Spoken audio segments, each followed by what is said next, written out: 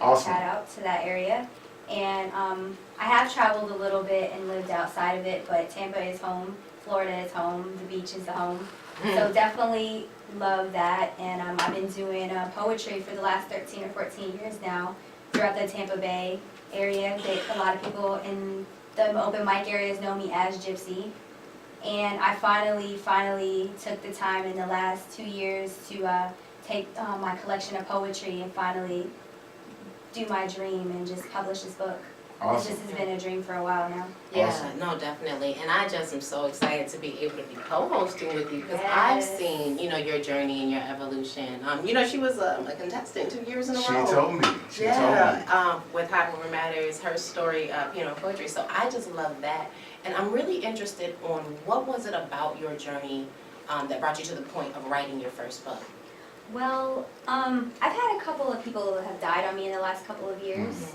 A friend of mine named Terrence Bailey died and back in 2013, and it got me to start sitting down and really writing my novel. Yeah. And just putting my poetry together. And then my aunt Stacy recently passed of stage 4 cancer. And I just had to get it. I just started feeling like time is too short to not do your dreams. And at first I was doing poetry contests and trying to put it out there. And all the money I was spending doing that, I was like, why don't I invest it? And another contestant of yours, Jocelyn Wells, went ahead and helped me. She's like, why don't you just do your book? Why don't you get it published? So she is the publisher of my book. Shape Publishing? Shape Publishing is the publisher of my book, but at the same time I own the rights to my own stuff. I went out and did it myself. My ebook just came out in January. So now I have it on ebook form, so anybody who doesn't want to do it this way can do it that way, because I've had people outside the United States wondering about my book. So I've just been using social media to get my book out there. So it's been working. And shout out to you too, Jamil, for Pinot and Poetry and for connections like that, because that's poetry venues and shows at their best, where you're able to bring people together who normally wouldn't be in the same room and be able to make those connections. I was curious about your name, because when poets take on a pen name or a stage name, there's always some type of, deep motivation behind it. Yeah, so why Gypsy? Gypsy because when I was 19 I was kicked out of my house. And I was living in a suitcase, and I was moving from place to place to place to place, and I never really settled in my youth. And even to this day, Gypsy manifests into somebody who never settles, never sits still, always out trying to get the next thing. And being that I'm a performer that travels, I felt this became who I was as a poet. No, I think that is so interesting, the meaning behind that, and the point that you made earlier about, looking and searching for your dreams. So I guess in that spirit of gypsyhood and searching and pursuing, what do you feel like you are really searching and looking for that? Just to be the best person, to continue to evolve into the person and the artist I am, and continuing to evolve and be who I am today. I didn't even think about being a fashion model.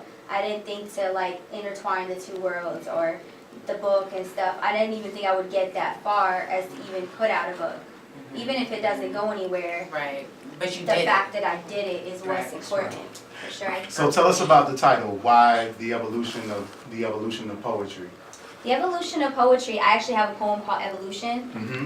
I used to do USF poets back in the day, and before I was able to memorize poetry, I would sit there and hide under my piece of paper, and I'd be scared and everything. And then one day I just started memorizing it every week. Shout out to USF Poets, by the way. Shout out to TP. That's where I got my start from. And every week, when Denisha Lawson, aka Diesel, shout out to her too, in China, for being the person who hosted every week, because that's where I got my motivation. And every week I just got better as a poet. And that continued to be my evolution. So the evolution of poetry actually comes from my favorite my favorite album from Sierra, which is The Evolution of Music. That was always my favorite album. So, but as an artist, each poem has evolved. My writing has evolved for who I am, whether I was 17, whether I'm 29, whether I'm 32. Every poem in there tells a story, and there's no order of how the poems were made. but they have a story from the time I was a kid all the way to the time. So that was the evolution of how I've grown as an artist and as a person and even as a poet. Awesome. And you've come to share some of your poems from your book, if you don't mind. So tell us a little bit about your first poem and then share it with us, please. Well, Wally, you said you really liked this poem, so I wanted to, you were interested, so I'm going to go ahead and do this one right here as my first one, called Black Girl, White Skin, for my being biracial. And it's a short one, but it's called Black Girl, White Skin. Deep skin, I don't fit in. What race do I fall in? Because I'm cream colored, I'm not like the others. Tired of people telling me who I can be. Why can't they see beyond the box that the world put us in a long time ago and see I have the heritage in me?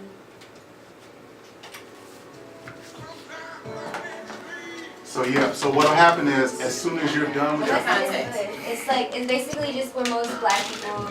yeah, black and Hispanic. Black and Hispanic. Okay, it's yeah. not gentrification. Now it's being gentrified. Yeah. But no, back then when I was there, I was the lightest person. I went to Jefferson, I went to Roland Park, I went to these schools. And people didn't even think my mom was my mom. They thought I was adopted. Look, hey, real talk. So my mom is about your complexion, maybe even a little lighter, with a face full of freckles, right? And so they did not think that was my mom.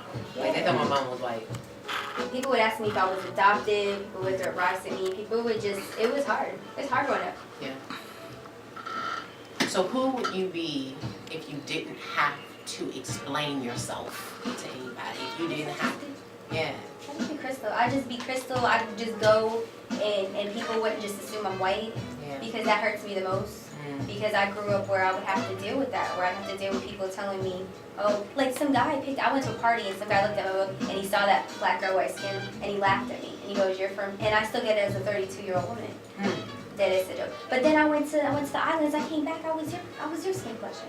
Right. I came back, I was there for 1 week. And I didn't put no sunblock on. I just came back, Because that melanin gets popping through, so It'll come up. Oh, it pops through real quick. It'll come up, yeah, no, but that's real though. Have you, I was watching this movie, The Hate You Give, and it was did you see it? It was it caught me at the very beginning because here is this. Will you be on Sundays at 8 p.m.? Yeah, we got about a minute though. Okay. So this young girl is telling her experience where she's living in two worlds, where she has to be this version of herself here and this version of herself somewhere else, and neither one is her full self because she has no place that's home to do that. You know what I mean? That's exactly how I feel. It's hard. Sounds of two worlds. Amanda takes you down. So we're gonna dig Rock Road featuring Anthony Hamilton, he of the beard that does not connect. Just heard an amazing poem, Black Girl, White Skin, from our guest, Miss Krystal Gypsy Orellano. So yeah, one of the things that really drew me to that poem was the idea of colorism and racism and those things that are really becoming hot button issues, but that have always been pertinent to people of color. Always. So that I thought that was, and growing up in the same neighborhood, you and I, because I'm from West Tampa as well, you were sharing some about your experience of being a black girl in white skin living in West Tampa. What was that like? It was really rough because I had a dark skinned mom and I had been this light skinned person, and a lot of people would either think that I was a liar. Like I still get that to this day, that I was a liar, that there was no way I could be from West Tampa, and there was no way that was my mom growing up. So I didn't know my Caucasian father. So she's just a single mom, there's me, and people thinking that I'm adopted, people making fun of me that I'm adopted growing up and saying, oh, well, that can't be your mother. And it was just something that played emotionally on me because I didn't know how to fit into this world, because I've had people tell me, oh, well, if you were just a little darker, you'd be a little prettier. Or if you were like this, you would just be a little better. You know what I mean? So there was times where I would just go outside in the sun and just try to get a little darker and try to stay a little darker and not like myself who I was because of the fact that, other people were telling me. Because I didn't grow up around a lot of Caucasian people. Right. No, So, definitely. It's the same story as the paper bag test. You know what I mean? Like you have to fit a particular mold to feel accepted into a particular community. So I'm curious, how have you used poetry or any art form, writing, to really be that outlet for you? How does that help you? Basically, ever since I was a kid, I've always had a journal on me. I had a friend who used to call me Justice. Yeah, same. Listen, I got journals from like Yeah. 6th grade. Yeah, exactly. I used to carry my journal around because it was just easier to like write down my pain, because like I was just like you were just talking about, like what was my who my true form is. My true form basically is in my journal. Like when you sit there and you read my book, you read my journals, you read my writing, that's when you get my full self, my full truth. Who I really am is in my book, and that's, you get the essence of me. And that's basically when I'm able to, so writing and pain for me go hand in hand, because that's the best way to describe it, whether it's my happiness, my joy, my evolving, being the best I can be, or my pain, is all just in my journals. Yeah, no, I definitely believe in self-reflection and journaling. Like, I think that is one of the lost art forms of self-growth and purification. You know what I mean? That's how poetry started for me, was journaling. Yeah, me too. And it is the most accessible art. You know, so it is no matter what your economic status may be, you know, usually all of us have access to pencil, paper, you know, to be able to jot things down. Yeah. So, speaking of journaling, let's get into your book, so The Evolution of Poetry. So tell us a little bit about some of your favorite poems from the book. What inspired you? Well, a lot of my favorite poems, like one of the first poems, Who I Am, actually I submitted that to you. I spent 2 years writing that poem, trying to figure out who I was. I was actually listening to Reggie, back in the day. Reggie Eldridge. Reggie, he had this poem, he used to be at USF Poetry and USF Poets. Yeah. And he had this poem that was just so enlightening. I said, I have to have a poem like that. Oh, shout out to Poetry College, man. Oh, What's up? yes. How many lives has it shaped? Yeah. TP is, not was, but it's obviously for USF students, they're not always able to get out to the poetry shows in the community.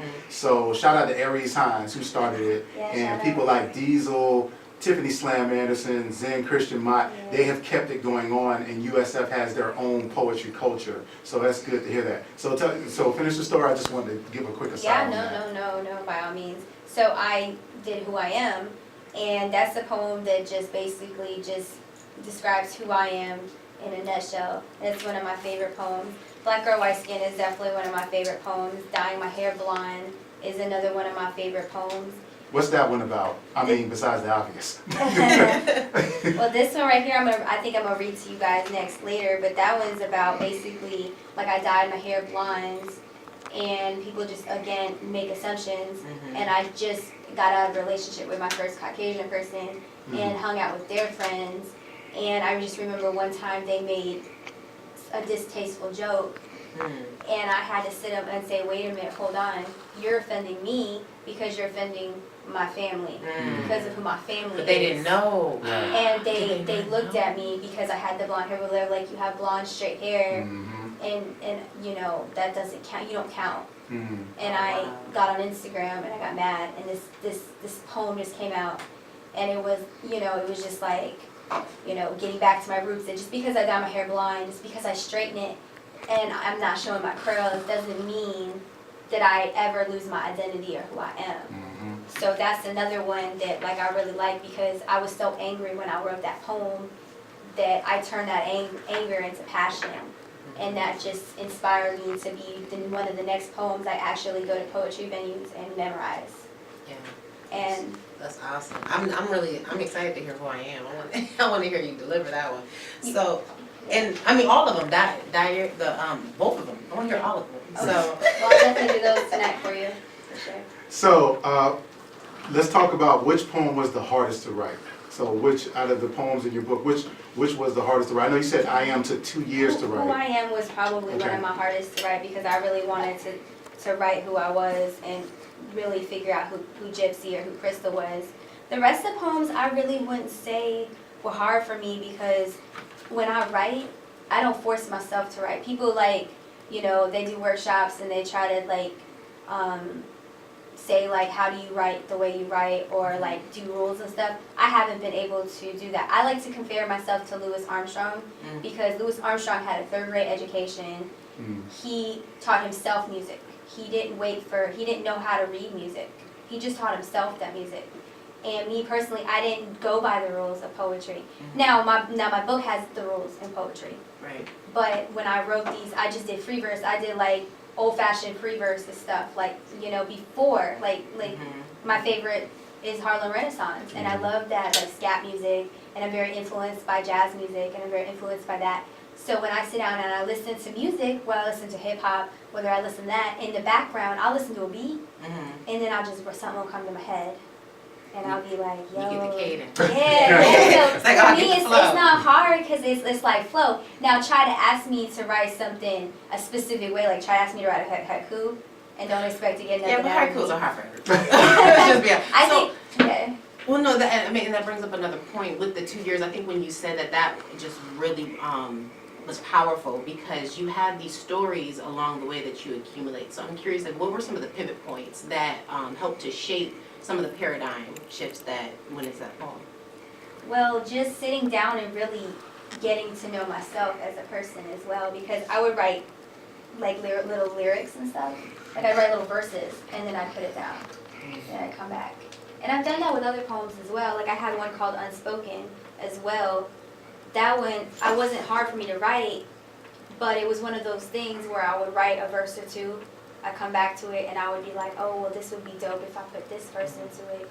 And then it turned out to be one of my favorite poems in the end of it. So eventually, it'll be like different verses of stuff that I just blended together. Gotcha. Okay, so it was the 2 years in the composition of it, not necessarily 2 years of reflecting on who you are and how you've changed over those 2 I years. did and I didn't with that particular poem. I did and I didn't because I really wanted to know who I was at that point. So I was like, you know what I mean? So that one I would have to definitely say that one took the most time to write because I really wanted that inspirational poem where when people look back at me in 30, 40 years, they see that poem and they're like, okay, this is who this girl was, a strong woman. You tuned in to Poetry Is live on WMNF 88.5. We're speaking with Krystal, Gypsy, Orellano. D-Rod wanted me to give you a shout out. Said he's tuned in, you sound great. And so D-Rod said, what's up? So let's get into this second poem. So what poem are you going to share with us now? All right, so I'm going to go back to my roots. I know sometimes I dye my hair blonde and straighten out my curls, but this is not my truth. This is not my meaning. My intentions were never to be deceiving, yet I fooled so many into thinking I was something I wasn't. So anytime I talked about Caribbean or Puerto Rican pride, I was laughed at. Trapped in a world of little miss in between isn't my excuse. It's my emotional epidemic. I can't seem to find a cure, so instead I find constant tears across my writing. I too cry for the men in my community losing their lives, but told to keep silent. It's not my fight because I am white. I never meant to deceive you with my appearance, my fellow friend. That wasn't my intentions when I dyed my hair blonde. That wasn't your cue to preach to me how in this society we all have equality. I'm still a parent of dark skin and remember watching her go through it within. And mother, I know sometimes you don't agree with my politics, but I see beauty in your dark brown eyes and refuse to live those colonized lies. Maybe my light skin might make my life a bit easier, but I still feel the sweat. Never let you forget that even when I dye my hair blonde, the roots are my roots are still black. Words I'll never let you forget. Don't you get it yet? Even when I choose to have my hair blonde and straighten out my curls, this is not my truth. This is not my meaning. My intentions were never to be deceiving. That wasn't your cue to preach to me how in this society we all have equality. For this is not truth. Time to get back to my roots. Cool. Okay. What's that? Was it too long? No, that's right. No, that's perfect.